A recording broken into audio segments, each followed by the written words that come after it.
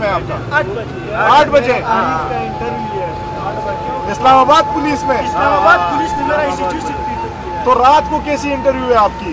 मेरा सरकारी इंटरव्यू तो रात को नहीं होती। उससे पूछो कि रात में इंटरव्यू क्यों लेके आया है, जिसने लाया है उससे पूछो। मेरा मोबाइल चेक करा, उसके पास है, करीमुल्लाह के पास सब कुछ। और ये बाकी आप भी इंटरव्यू देने आए हैं?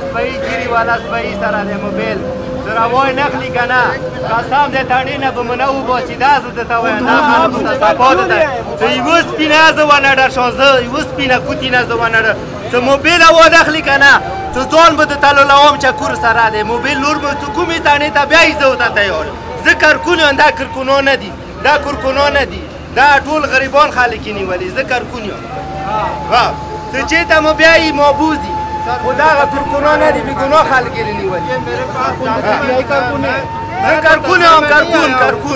करकुन जलसे अगर की जलसे के रगन दा गरीबान खाले के नहीं वाली दा गरीबान बिल्जे का सोन गरीबान खाले के नहीं वाली दा फ्रीक दा वो चेता ब्यायो बोमुस चेता मो ब्यायो बोमुस पंसे दा मैं जावे